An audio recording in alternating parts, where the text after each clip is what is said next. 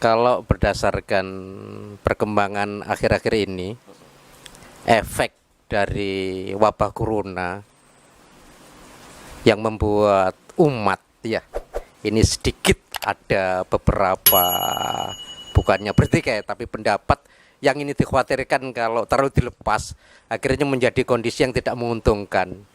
Ada yang begini Ustadz, sholat pakai masker ya, kemudian sholat pakai jarak, ini sesungguhnya menjadi sesuatu yang memang itu harus dilakukan, harus nurut pemerintah, atau memang kita yakin bahwa tanpa seperti itu tetap kita tanpa harus berjarak seperti sop-sop biasanya. Ini kalau dari sisi kajian antara kita ini ngikuti medis, ngikuti ulama, atau ngikuti pemerintah supaya menjadi ada informasi yang berbasis keilmiahan dan juga ada di situ religinya. Artinya kita taat pada Allah, tidak takut sama corona. Itu pengertiannya harus seperti apa Ustadz ya?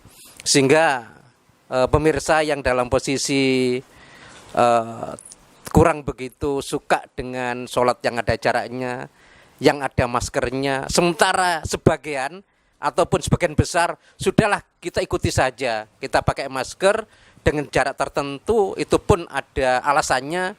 Nah, terkait yang seperti ini supaya umat itu menjadi tentram hatinya dan terbawa pada satu kondisi yang lebih tenang untuk mensikapi terkait wabah corona, terkait efek di dalam masjid ini Ustadz ya. Ini dari sisi keilmuan seharusnya seperti apa Ustadz? Nggih, monggo, matur nuwun.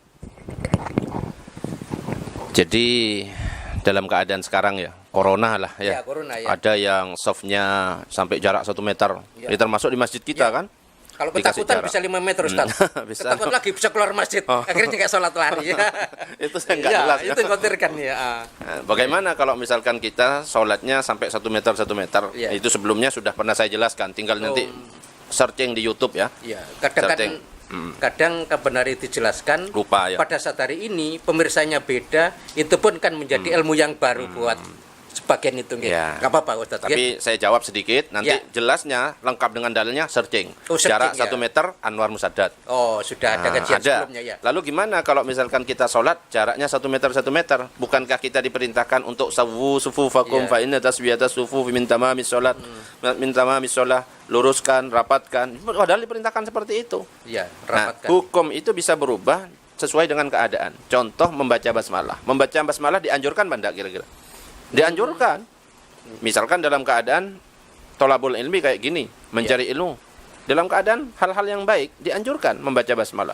Tetapi akan berubah hukumnya menjadi wajib basmalah itu kalau kita dalam keadaan sholat. Kalau dalam keadaan sholat kita wajib membaca Al-Fatihah. Al-Fatihah itu ayatnya ada berapa? 7. Ayat pertama adalah Bismillah. Kalau orang sholat dia tidak membaca Bismillah, maka berarti Al-Fatihahnya nggak lengkap. Kalau Al-Fatihahnya nggak lengkap berarti sholatnya tidak syah. Jadi wajib, berubah kan? Iya. Berubah lagi menjadi makruh. Kalau kita melakukan perubahan perbuatan-perbuatan makruh, nyabut uban misalnya. Ya. Bismillahirrahmanirrahim. Atau masuk kamar mandi. Ya. Bismillahirrahmanirrahim. Di dalam kamar mandi itu makruh hukumnya. Akan berubah jadi haram kalau pas lagi ngeden. Bismillahirrahmanirrahim. Itu haram, itu beda. Jadi masuk makruh, lagi ngeden haram. Jadi bisa berubah. Begitu juga dalam keadaan kita sholat. Dianjurkan ketika sholat itu merapatkan lurus. Tetapi dengan kondisi yang sekarang darurat, ya maka boleh. Tidak masalah dan juga tidak makruh. Apakah sah Ustaz? Sah. Bahkan jarak 300 dhira. 300 dhira itu kalau dimeterkan 150 meter antara imam dan makmum. Kalau dalam kitab-kitab fikih dikatakan sah. Ya cuma ya beda lah keutamaannya, kan ronggangannya banyak. Tetap dikatakan sah. Jadi kalau mau jarak ini, apalagi sudah ada penelitian dari medis, bukankah kita disuruh tanya kepada yang ngerti kan? Fas'alu ahla dzikri in kuntum la ta'lamun. Tanyakan kepada orang yang mengerti, orang yang alim.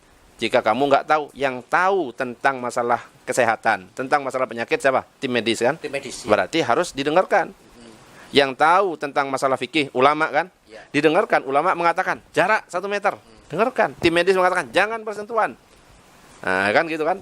Pemerintah juga harus ditaati. Kenapa? Ya karena pemerintah tentunya mengeluarkan himbauan-himbauan untuk apa? Kebaikan kita. Ada lagi. Bagaimana kalau kita sholat pakai masker? Nah, kan ada himbauan baru sekarang ini. Jadi dihimbau wajib pakai masker. Seperti itu. Bagaimana hukumnya kalau kita sholat pakai masker karena takut corona misalnya? Nah, jadi pada asalnya sholat dalam keadaan atau kondisi menutup mulut itu hukumnya makruh. Jadi kalau nggak ada uzur apa-apa, nutup mulut, itu hukumnya makruh. Dan ini berdasarkan hadis. Anna Rasulullah sallallahu alaihi wasallam naha ayyughattiyar rajulu fahu fis shalah. Sesungguhnya Rasulullah sallallahu alaihi wasallam melarang seorang menutup mulut di dalam sholat. Jadi larangan ini tapi bukan larangan haram, makruh. Makruh itu artinya ketika dikerjakan ya sholatnya sah, cuma tidak disukai. Namun jika ada uzur atau alasan, maka dari yang asalnya makruh menjadi boleh. Dan salah satu alasan untuk dibolehkan menutup mulut ketika kita sholat adalah saat menguap. Misalnya menguap, tutup boleh. Kenapa? Kan ada uzur untuk menutup. Atau kalau bisa menahan, tahan. Dan hal ini dikiaskan atau dianalogikan, hampir mirip gitu hukumnya. Ya, apabila ketika terjadi sebuah wabah, kondisi yang darurat, sehingga menyebabkan ada perintah atau himbauan dari pemerintah, tim medis untuk menutup mulut dengan masker. Jadi itu dalam keadaan darurat, maka hukum makruh itu menjadi hilang. Dan ini disebutkan oleh Imam Nawawi. Dan yang menyebutkan ya ulama kita, ulama besar ini. Wa yukrahu ayyusalliyar rajulu mutalassiman ay mughattiyan fahu biyadihi aw ghairiha. Dan dimakruhkan seorang sholat dalam kondisi menutup mulutnya dengan tangannya atau selainnya. Ya awalnya gitu. Wa yukrahu ayyad'a yadahu ala famihi fi sholati illa idza tasa'aba fa inna sunnata wad'ul yadi ala fihi. Dimakruhkan untuk meletakkan tangannya di mulutnya ketika sholat kecuali apabila dia menguap. Nah, menguap boleh. Karena meletakkan tangan di mulut ketika menguap itu hukumnya sunnah. Wal mar'atu wal khunsa karrajuli fi hadza wa hadhihi karahatu tanzihin la tamna'u sihhatas shalah. Baik wanita, laki-laki ataupun khunsa. Khunsa itu yang punya dua alat kelamin. Sebagaimana laki-laki hukumnya sama. Makruh di sini bersifat tanzih, artinya enggak sampai haram. Itu kalau dalam keadaan apa? Dalam keadaan normal.